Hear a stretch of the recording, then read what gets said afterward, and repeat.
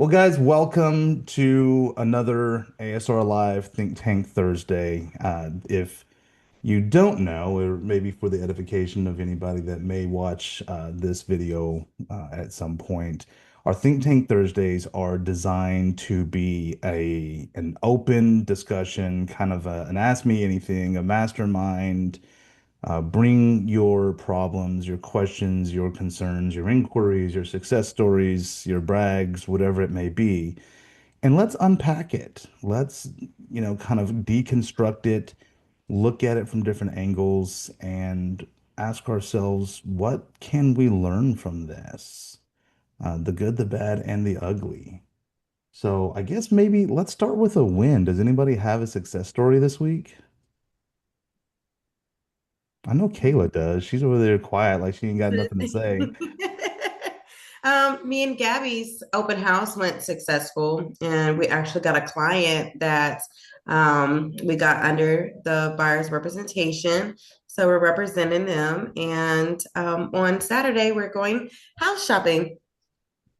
That happened fast within a seven Oh, you day know, period. Gabby don't play. No, she doesn't. Let me ask Hi you guys. this. Whenever you say it was a success, Mm. why do you say it was a success? What was the indicator? What line was crossed that you're like, oop, it was a success? Like by what standard are we measuring this against? We got a lot of traffic. Hmm. So we had about 6 or 7 people that actually came within that 5 hour span, 5 hour window. Okay, that's Mhm. actually really, really good. So now that Can you we guys hear me? Oh, mhm. yes.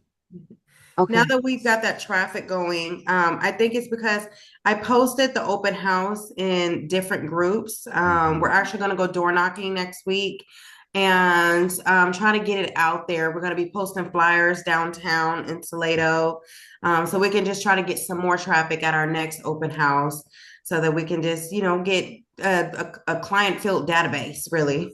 Yes. That's Mhm. what that was going to be my next question was what do you think it was, if you can put your finger on it, Mhm. that led to such high traffic turnout? I mean, did you ask people where they got, how they heard about it or what?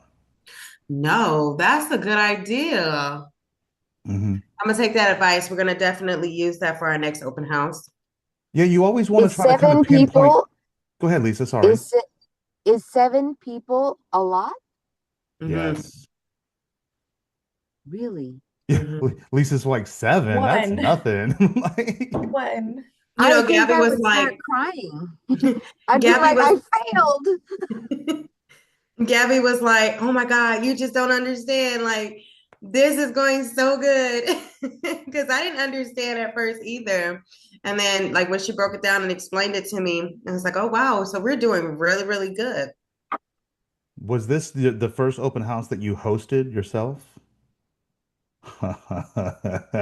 Okay. Yes. Yeah, don't get used to it. No, If we honestly, I market it right, we can do it. So the next open house, we're doing it a day before Easter. So we're calling it an Easter open house. And mm, I've already created the flyer. We've already got the decorations.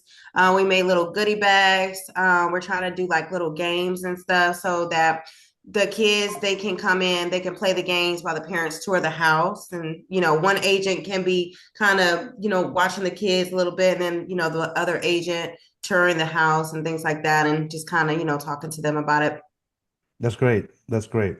Returning to the idea of asking where people Mm-hmm. heard of about the open house, you Mm-hmm. need to be able to identify what marketing efforts are working for you and what are not. What you're Mm-hmm. going to find on average is that you have about 20% that is generating 80% of your results, the Pareto principle, right? Mm-hmm. And what from there, what you do is you just, double down on whatever's working and you really Mm-hmm. lean into that. So, but first you have to identify. First you have to ask the question, hey, how'd you hear about this? Let me ask you a question. Did you guys do any, well, words are hard. Did you guys do any door knocking prior to that open house that you did? No, not that one. Wow. Mm-mm. Okay. That is really surprising for me because personally, the only time that I've ever seen numbers that good with an open house is when I really did some ground pounding in the neighborhood and hit doors. So Hmm. that's really Yeah, impressive. I was curious to see like what was the time like before? Like when did you start or Mm, like before the open house, what was the timing? A week. So Okay. I And every started other day? so I started adding different groups. So I put it in Salado group, Waco. People came from Waco, people came from Temple. So I know where they came from, just don't know how they heard about it. But from I think Waco what to I did was, Salado, yes, that's where our client is from, that's an hour Waco. drive. That's cray cray. Also, we had another couple that was from Temple. Their mom came down from Ohio and they were actually looking to move to Salado. Mhm. Okay, So I, Everyone wants to live in Salado, guys. Everyone does. Until they hear the taxes. No. that yes. part. Oh And my then God, they I want to and live in no, and then Salado. they get the taxes, It is and then they're like, beautiful. I don't want to be there anymore. What? Oh my gosh. See, I don't know about that part. You got to let me know about that, Lisa.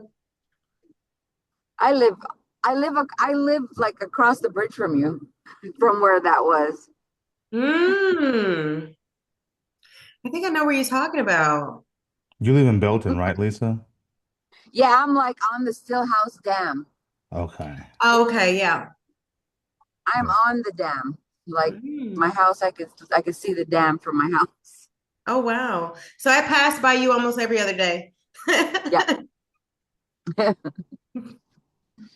So it Well, was just that's like groups that you were doing, Mhm. groups, Facebook. Did you do Mhm. any like marketing like mailers to the neighborhood? Mm-mm. Mm. So basically, I just joined a lot of groups on Facebook, and I posted the flyer, and then I created an event, and then I actually started like making interactive posts, talking about the open house, making it short because people don't read. And I asked who's all coming, or tag a friend who you think will want to come and see this house, or things like that. Kind of made it like interactive so I can kind of get an idea. Nobody really commented on it. But I know if I keep this consistently and keep doing it, I think I'll get some traffic going there. Go, Kayla, with your social media. Go, girl. Thank you, girl. digital marketing is a really effective tool, and it's also very, very cheap. All it costs you is a little bit of time, and it can be extremely effective. I would, if you can, I don't know if you can on the groups that you don't own, but if Mhm. you can, I would try to track the analytics on that and see how many eyes you're getting on those things. Again, it goes back to pinpointing the idea of where are we getting the most impact. I forget his name. He was a partner of oh gosh, was it with Sears and Roebuck. He famously said, "Half my advertising dollars are wasted. I just don't know which half." And it points us to this idea that it's very difficult to discern sometimes what is being effective and what is not. So Mhm. anytime that we can, we need to try to ask the right questions, to look at our metrics and try hard to pinpoint what's working and what's not. And then if it's not working, just don't work that thing anymore. Save Mhm. yourself time, energy, money, resources, whatever it is that you're spending on this, and then double down on the things that do. That makes sense to me. Yeah, well, that is a big win. You said that was within a 5 hour open house. Mhm. So So we you had always a do 11 to 4. So you had a greater than one visit per hour ratio. That's Yes, we actually really good. had two people come in at one time, and then another two people, like two families. So one guy came in, and then a couple came in, and then as Gabby was talking to that couple, another couple came in, and then a guy came in, and we thought that that was their agent, but he was actually an individual. So Wow. Okay. it was just a steady flow. It was really good. Well, I'll tell you this, if you ever are trying to get visitors to come to your open house, then just go ahead and start packing things up and get ready to leave. and then guaranteed you will have people arrive. Tell me, am I wrong? Right. Am I wrong, people? Yep, that's true. Because we did have somebody come in at the last minute. So, Oh, and it never fails. It never mm, fails. As soon as I'm putting the last sign in the trunk, and then somebody's like, "Can I see it?" I'm like, "Yeah, of course." Of course you can see it right. today, now. Right. And you can buy it. Well, what else is going on, This guys? Is is there crazy. anything that you all have seen kind of in the way of like a change or a shift or movement kind of that's different from what we've been experiencing lately? Are we I talking to the haven't. agents? We're sure. I mean, we are talking about real estate, but Lisa, chime in here if you have like a parallel or a side that you want to bring come in with. Well, all I'm saying is I've learned a lot about addendums for haunted houses. Oh, Mhm. yes. So a little bit of context. I am getting ready to list a home that had an unnatural death on the property. There was an individual murdered on the property some years ago. I think it was about 10 years ago now. And at one point, the owner of the home felt like it may have had a haunting. And so, of course, this set us down the path of what are the proper disclosures? How do we do this the right way? And I actually learned about a form that I was not aware of. And maybe this is a good FYI for everybody in the room. Of course, it meets the minimum standard to just simply disclose this on the seller's disclosures notice. However, Texas Realtors has a form. It's called something to the effect of report of incident on the property or something there like that. Brittany, you're nodding your head. Have you heard of this before? Do you know this No, form? I'm Oh, listening. you're just following along. I hadn't heard of this form until Greg told me about it, and I went and found it. And it is very detailed. It kind of just says on this date, on this time, this happened. If there was a phone call, this person called. Who did they call? Fire, EMS, police, what happened, et cetera, et cetera. So I thought that that could be a useful form, especially concerning the fact that somebody was murdered on the property some time ago. So yeah, we dove into a lot of that over the last day or two, Lisa and I. So there you go. Yeah. There's everybody's your little tidbit that maybe you didn't know. I didn't know that form existed until yesterday, and I've been doing this for a little while now. I didn't either. Right? Right. I'm looking it up now. I'm like, So I don't think that there's an actual because whenever we come to stigmatized properties like hauntings or whatever, I don't think that there's an actual specific disclosure for that. But this was concerning the crime or the incident, the event that occurred on the property. The stigmatization of a property, a haunting, is probably best disclosed in the seller's disclosure notice. Just and however, I guess the seller wishes to word that in the form of, paranormal activity or what have you. I mean, call Ghostbusters, I guess. He was murdered, or they were murdered Yes, by a ghost. no, they weren't murdered by a ghost. They were murdered by soldiers in his unit. It was a really sad story, actually. A couple of soldiers in his unit learned that he had weapons on the property, and I guess they wanted those weapons, which is crazy to me because if you know somebody has weapons, why would you attempt to take those weapons from them if you know that they are armed and capable of using said weapons? But Mhm. it actually was a really sad story. This soldier that was defending his home, he ended up being shot and killed. His wife was also wounded. She was pregnant at the time. She survived, however. And I think this gentleman that was killed ended up wounding one of the assailants. And a bad situation. But so, yeah, now I get to sell the house. So this is going to be fun. It was recent. No, this is like 10 years ago. Oh, okay.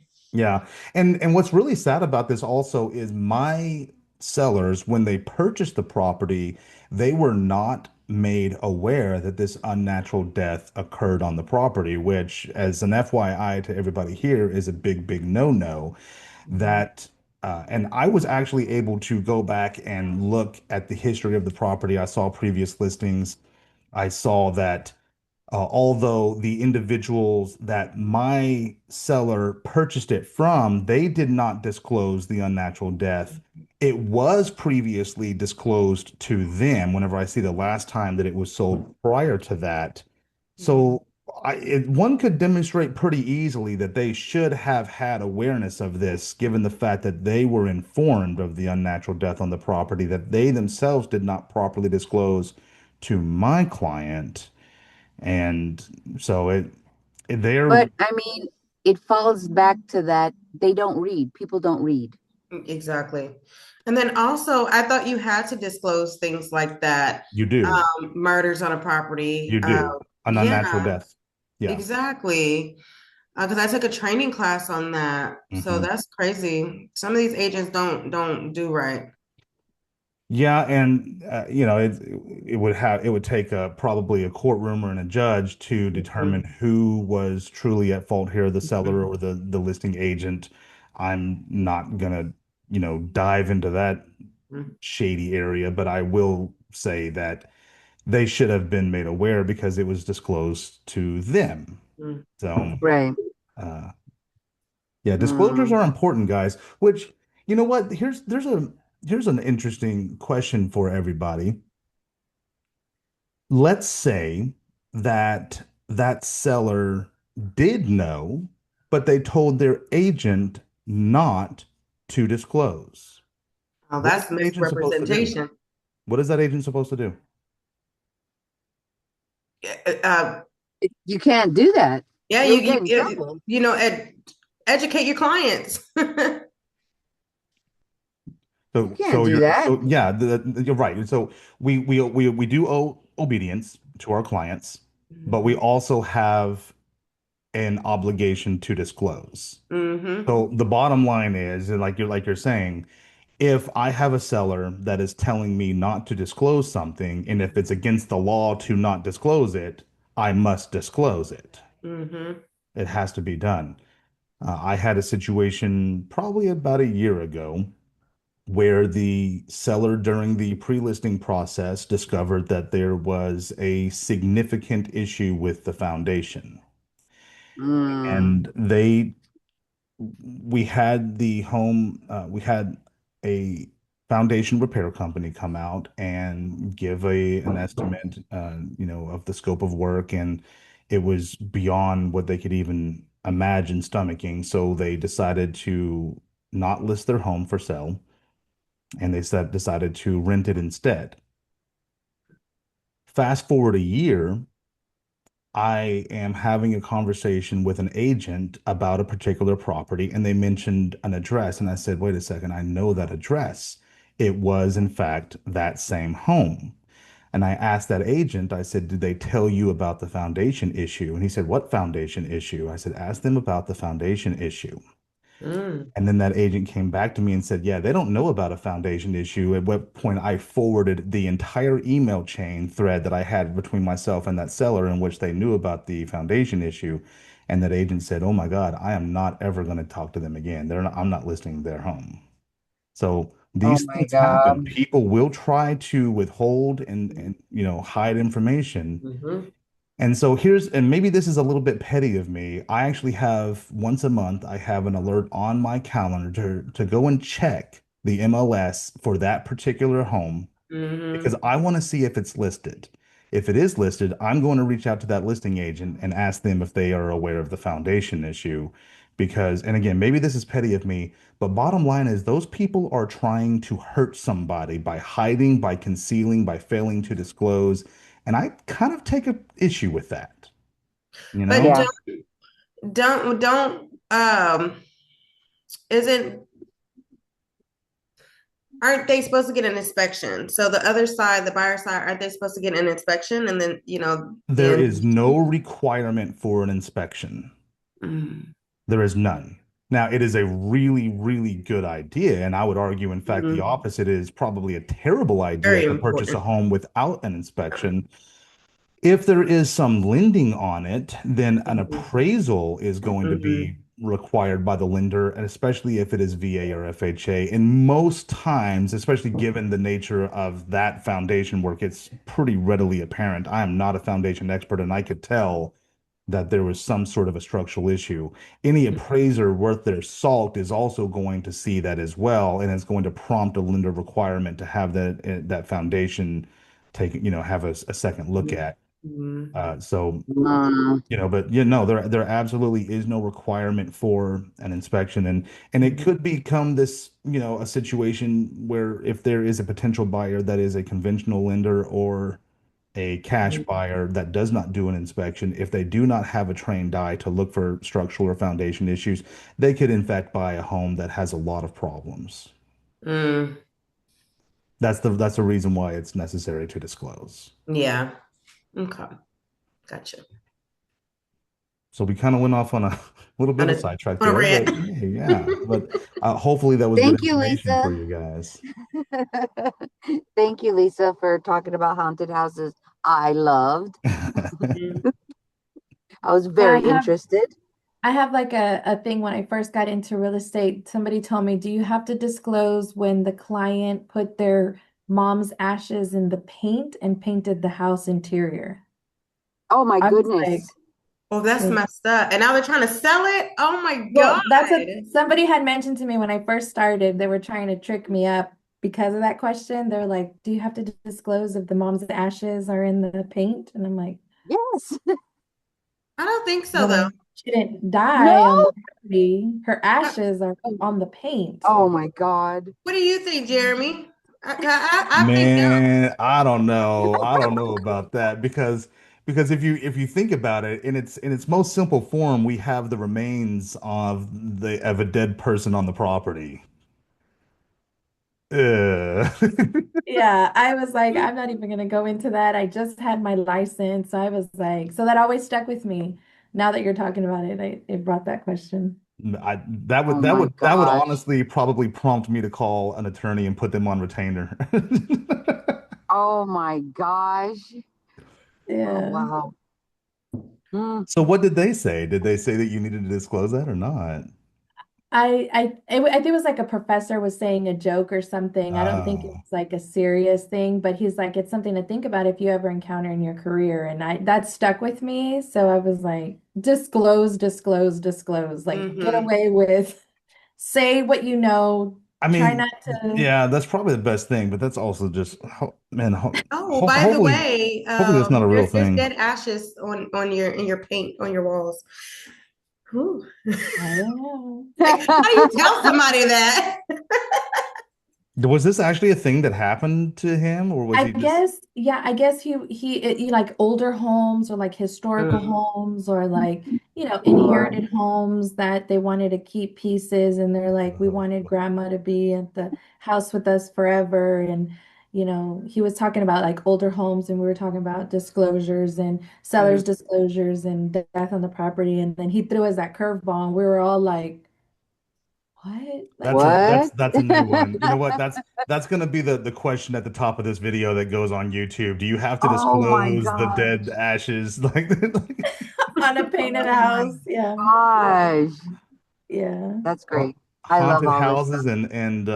and cremated ashes in painting. That's the topic of our conversation today. All right.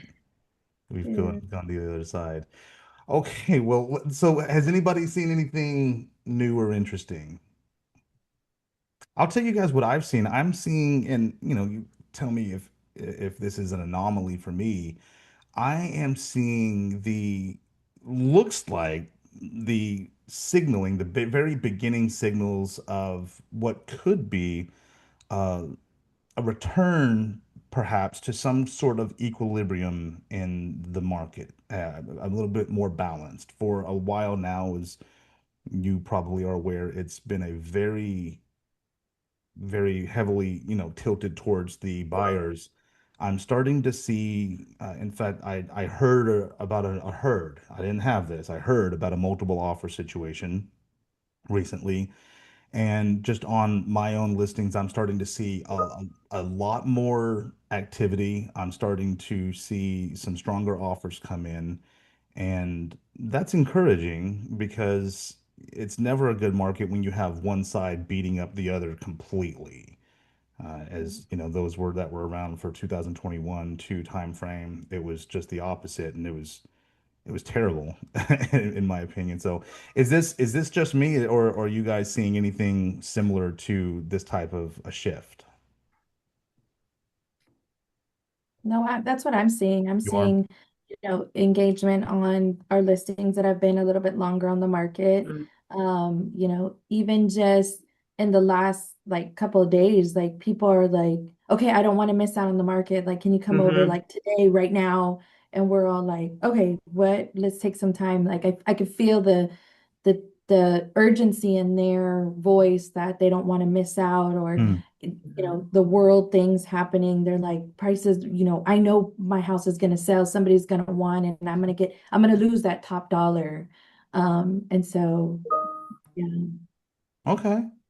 And what I can't figure out is what's driving it because it's not like we've had this huge reduction in interest rates. In fact, they've probably gone up a bit because of the energy prices and the geopolitical situation. Uh, I don't know. Is the weather just getting better? I don't know really what's going on.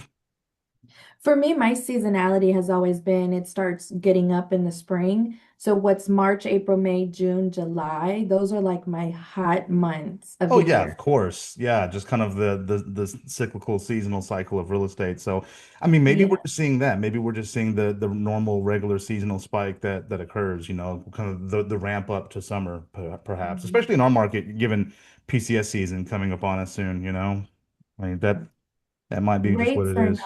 not that much of a change. I No. mean, high sixes, six and a halves on some, you still have to do buy downs, still have to do, Hmm. um, and the biggest competition is the new construction. I mean, holding all the incentives and things like that. I mean, that's really hard. But I think sellers are understanding that some sort of way they have to negotiate. And me telling them ahead of time, look, be prepared and have a plan so when that does come, we've at least talked about it and we know what potentially we may need to participate and give in, right? Like I think they're kind of like surprised when we don't talk about that in the beginning and then an offer comes in and they're asking for everything. They're kind of like, well, I'm not going to give them everything because I want top dollar. Yeah. And if we structure that at the beginning to say, hey, this could potentially be something that they ask for, this is an example of what we have been seeing in other homes or things like that, or based on the comps, this is what they, and structure it and show them the bottom line, Hmm. then they're more, oh, you're right, we did talk about this, right? Like when it's presented. And that speaks to a larger idea of just the expectation management portion of really what we have to do every single day. And I know a lot of agents, they are perfectly fine running a CMA for a seller as we go through the pre-listing procedures. But the second part of that is to do a really good seller net sheet and to show them, okay, this is what I'm seeing on average that buyers are able to extract from sellers in the way of sellers concessions or what the market is saying, that maybe a buyer may be expecting from the seller in the way of paying the buyer broker compensation. All of these things need to be listed out as line items on that seller net sheet so you can show the seller, okay, here's our bottom dollar that we, could anticipate walking away with at the end of the day once the dust is settled. And by the way, here is what makes up all those things. So now you're educating them, but you're also doing a really good deep dive beyond just oh, this is my number that I could walk away with. You're explaining market conditions because that opens up a door to have a conversation about why it is that buyers may be expecting this much in the way of concessions, especially like you said, of that if you're competing against new construction. One of the worst nightmares that I have as a listing agent is whenever I am representing a client that bought their home in phase one, and now they're trying to sell while phase two of that same neighborhood is being sold by the builder because two streets over. you're competing against new construction, and it is an absolute nightmare. And you need to Mm. make sure that you're talking to your clients about this and explaining all the nuance. So no, you're absolutely right there. Anybody get some lumps on the head recently? Some hard lessons that they want to share? Those are the best ones, the ones you never forget when you take the lumps on the head. Well, question. How do we get the form when we're doing an open house for someone who's not in our broker? I So mean, it's not who's not in our brokerage. So that is, let's talk offline about that. That's going to be kind of like intra broker conversation. And every brokerage does that differently, but we can step out of that a little bit and kind of talk about that. The fact that there needs to be some sort of an agreement in place between the brokerages if you are doing an open house for a different brokerage that holds the listing for Okay. that. There's a lot of nuance in that, and sub agency is the Trek is trying to get rid of sub agency. They removed it from the Texas Real Estate Licensing Act. They haven't said that sub agency is a no-no, that you cannot do sub agency, just like, for example, the way that they did dual agency years ago, which created the conditions now for intermediary. But they have removed the language sub-agency from the Texas Real Estate Licensing Act. So clearly they're trying to move away from the idea of sub-agency. So there has to be some sort of an agreement between those two individual brokerages. And Kayla, I'll talk to you more later about how Exit has that in the form that we have in place for that. Okay.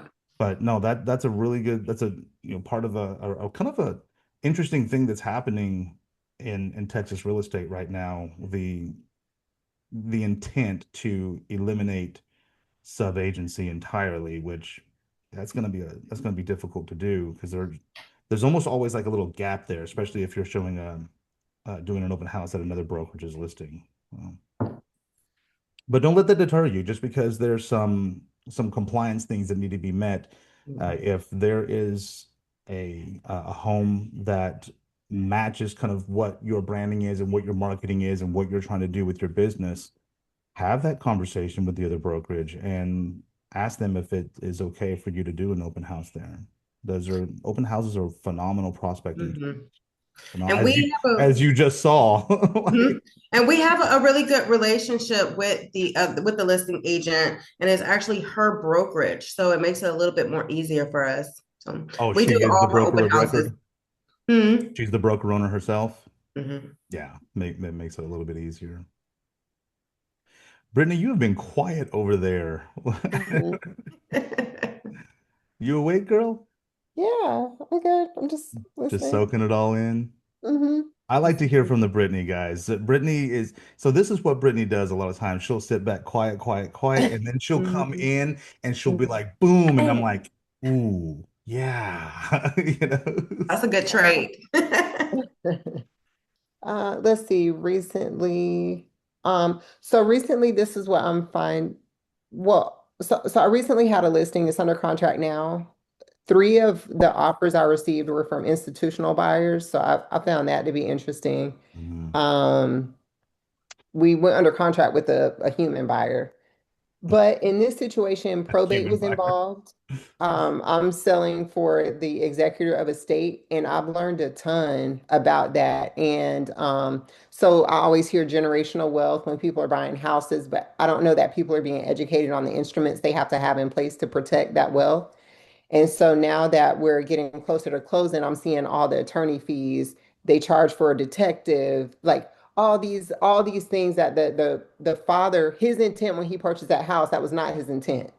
And so I'm finding myself feeling compelled to educate buyers more on, okay, you're purchasing this thing. What are your plans with it? And here's how you protect it to ensure that things happen the way that you want them to in the case, that you pass. And so that's kind of where my heart is right now, is just making sure that people are actually informed on buying a house is one step, but that's not all there is to protect wealth and to actually pass on generational wealth. Because I hear that talked about so much, but people aren't actually taking the steps like going to the attorney and having these things in writing And it's not just the will, because with wills, you're still going to probate. Hmm. And Did you so, say detective? yeah, so there was a detective hired to be a witness to a relationship.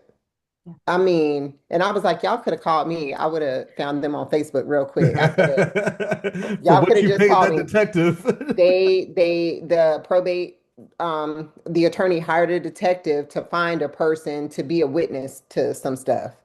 And and it's just tough because I'm dealing with, of course, the executor of estate, and it's a very, it's touchy. This isn't a situation where she's selling a house because she's happy to be moving somewhere else. This was just an inherited situation that she had. Hmm. And so it's taught me a lot, even with my own house. I actually went with my husband to an attorney to draft some documents like right of survivorship. We didn't have that in place, even though we were both on the deed. And Mm. so the situation with her is teaching me a lot about how to actually protect the thing that we call an asset. So you're learning a lot here. What would you Mm. say, and it's already like triggering things for you to do in your personal Yep. life. If you had to give us a top three do's and don'ts that you're learning from this, what would it be?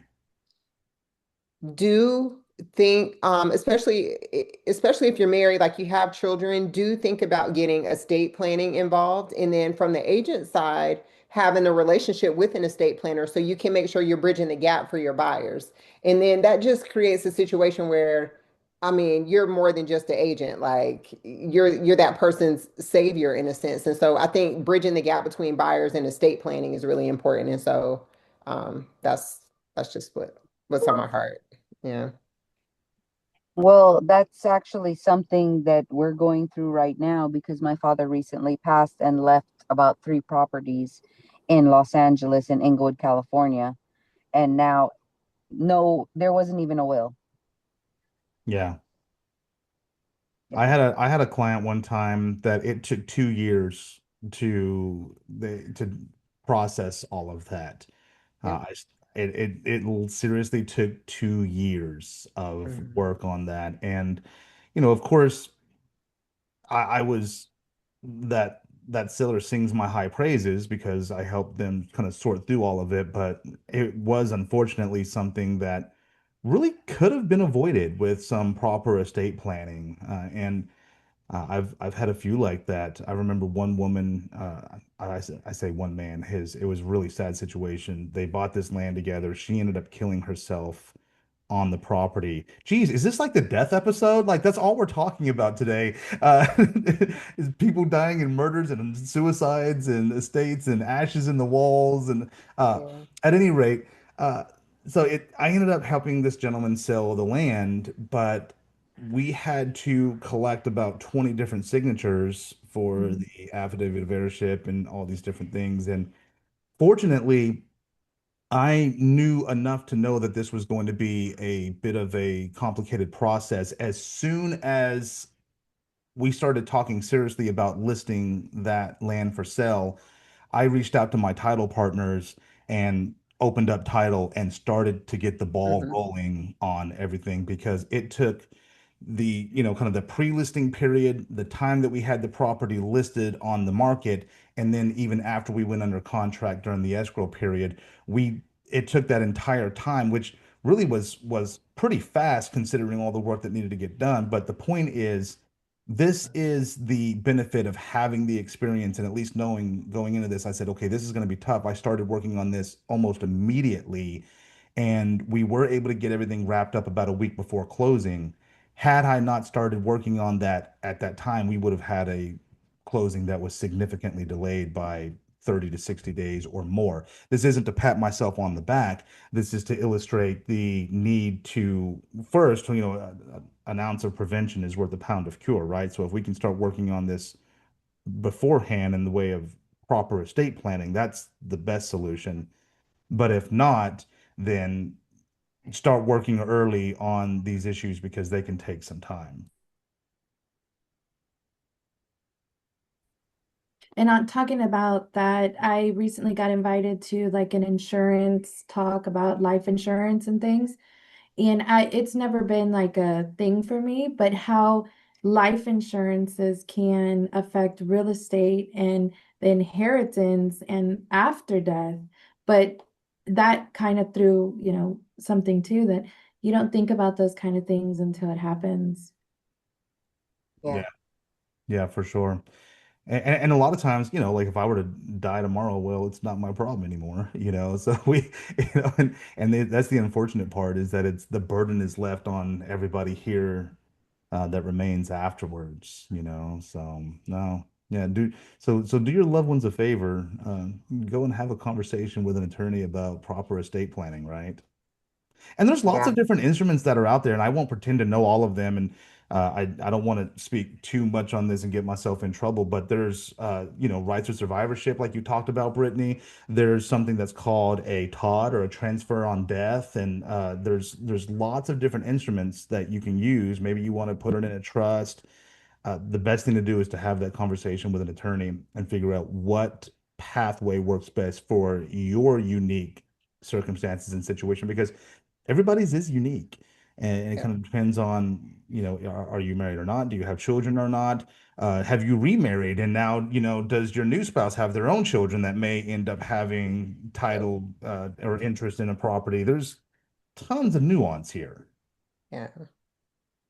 And I Or think just medical from the realtor condition. perspective, to be able to help people, like to that's just service even after the transaction closes. I think that's a beautiful relationship to have, that you can still provide service like that. And whether or not the buyer is going to take you up on it, just that you have them in your CRM, so you have their contact information just to stay in touch and say, hey, here's some things. I know you talked about generational wealth and all that stuff. So here's some ways that you can protect yourself. And I just think it's good for us to bridge that gap. I'm not an estate attorney, but I know a good one. Yeah. And so to be able to provide that to people it feels special.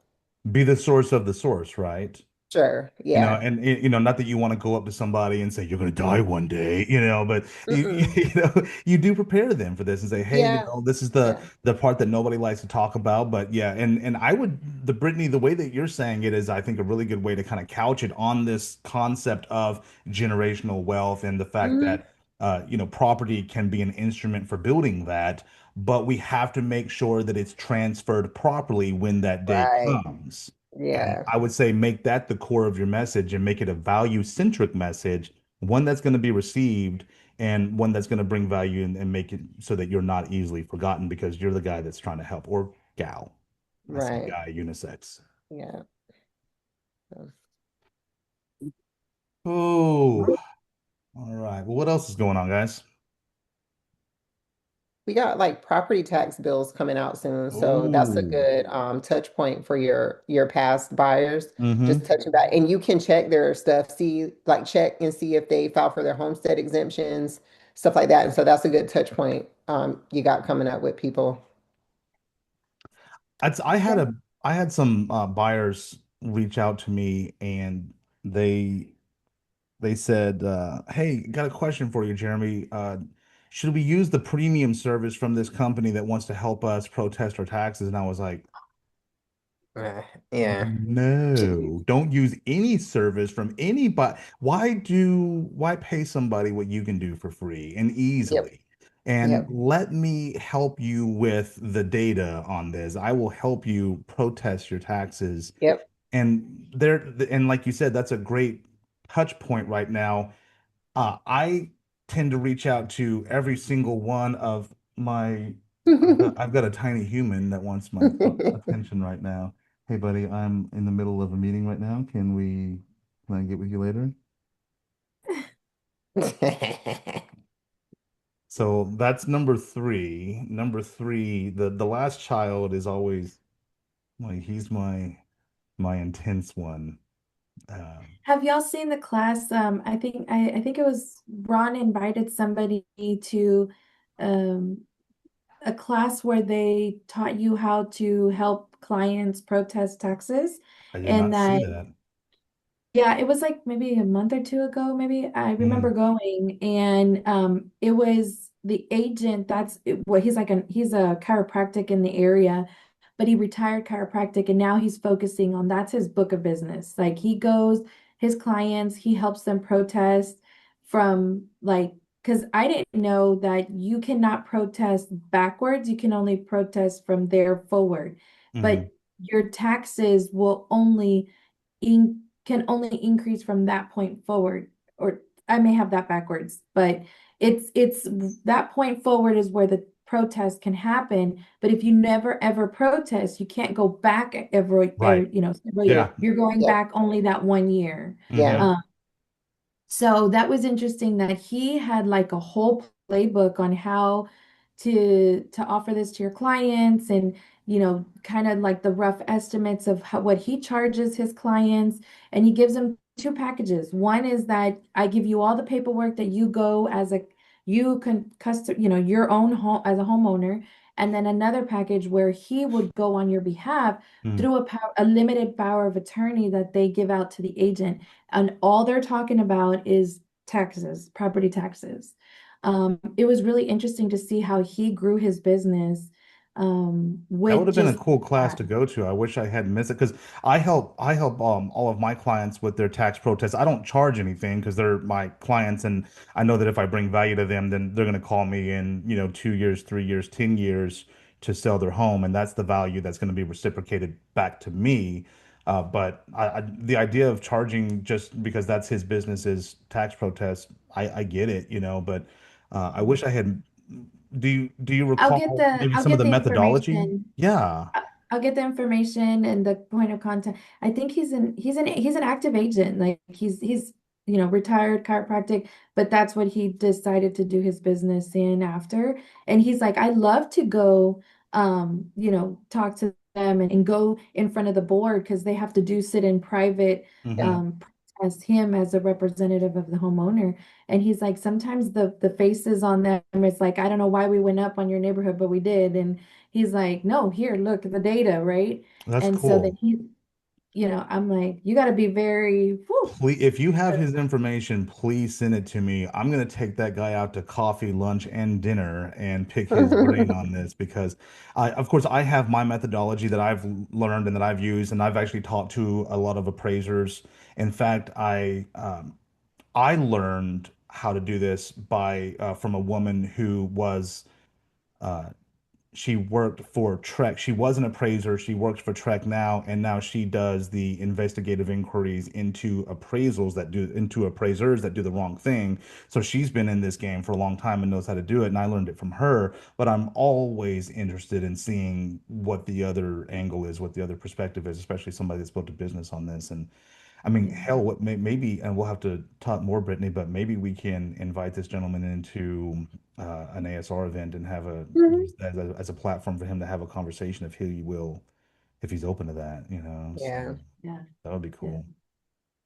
Yeah, send me his number if you have it, please. Yeah. That's really cool. Awesome. But that I'm speaks learning all kinds of stuff because I don't even have my license yet.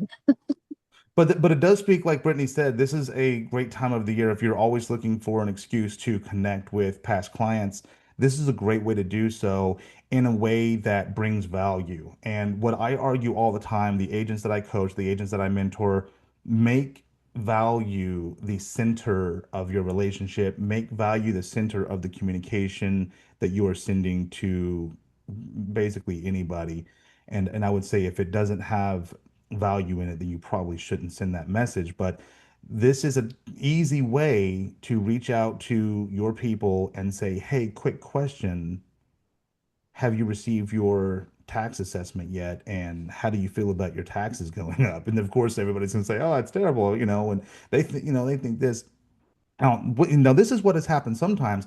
I will run numbers for them, and let's just say for pretend that their numbers are at that the county says, okay, we're going to assess you at $200,000, and then I will go and work to protest that number, and I'm looking at data, and even when I'm kind of like rounding down, I may end up with a number that's 250,000, let's say.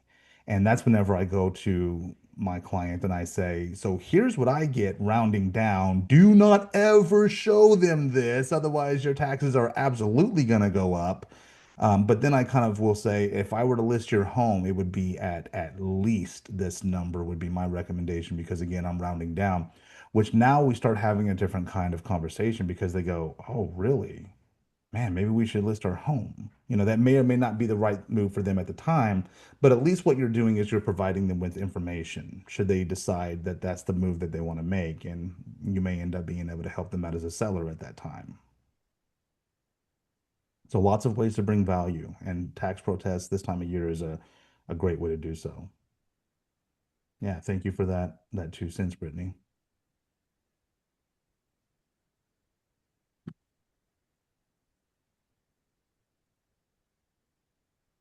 I'm quiet waiting on anybody to come in with questions, comments, concerns. If you guys don't have anything, I'm going to start asking hard questions of you guys.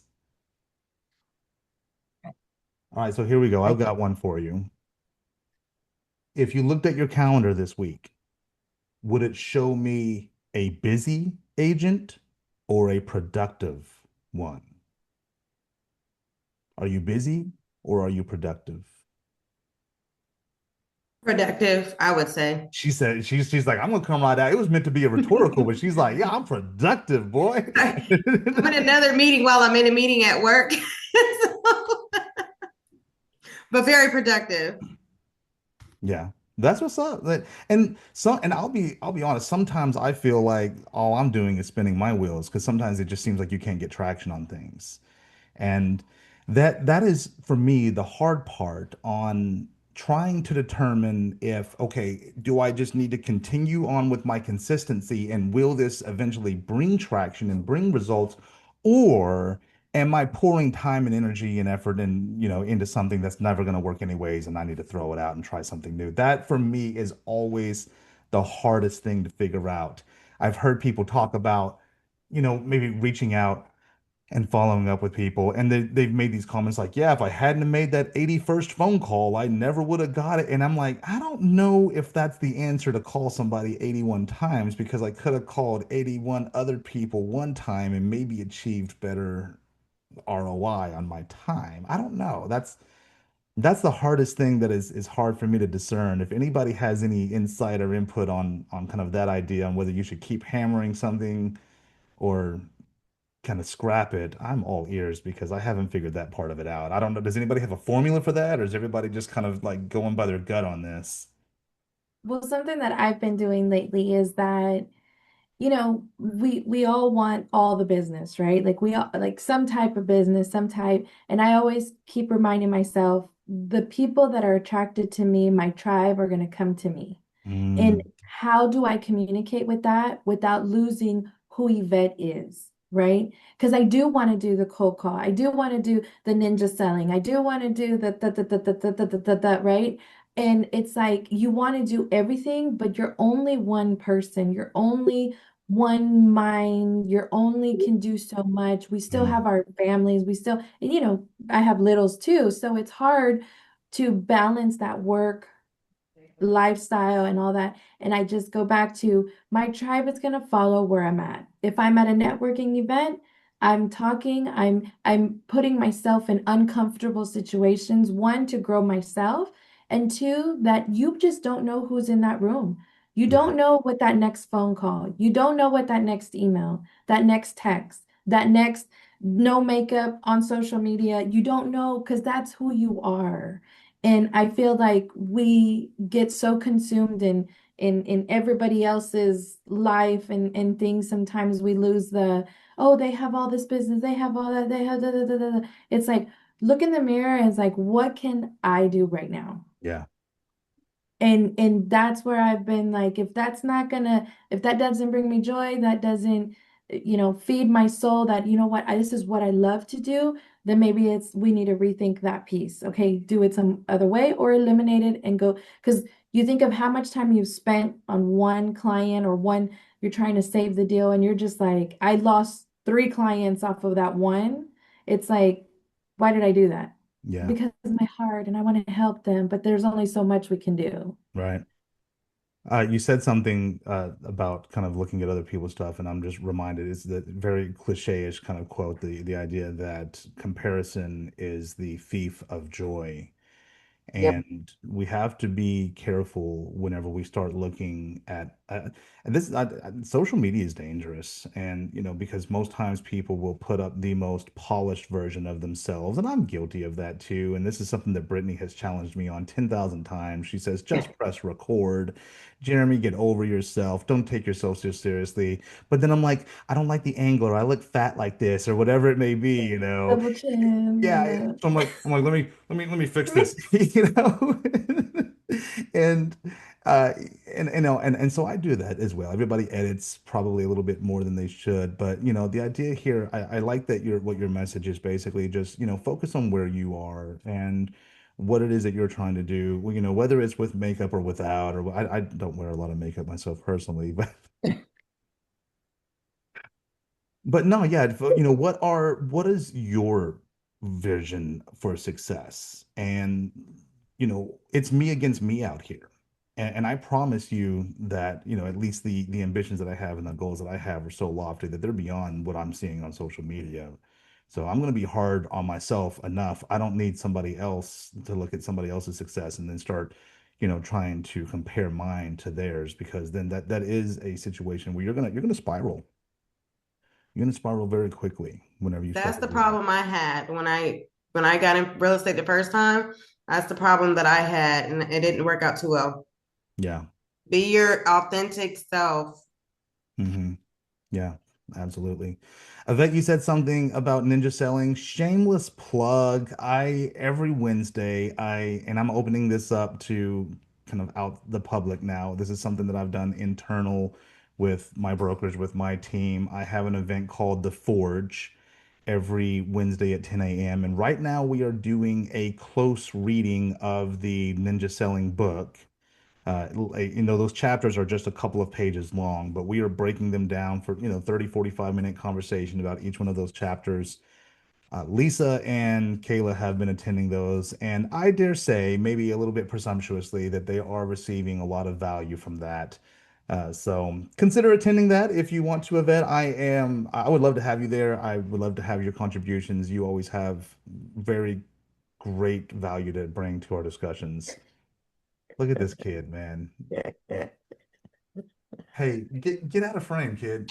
I thought that was so cute. I see you kind of pushed him away a little bit. Oh, it's like that video where the babysitter, the kid comes in and the babysitter's like, come back, Oh come my God. right, right. Oh, yeah, yeah, yeah. back. This is spring break, guys. Thank you so much. I appreciate all the information today. Yeah, we're out of time, guys. Any closing thoughts as we kind of wrap this up?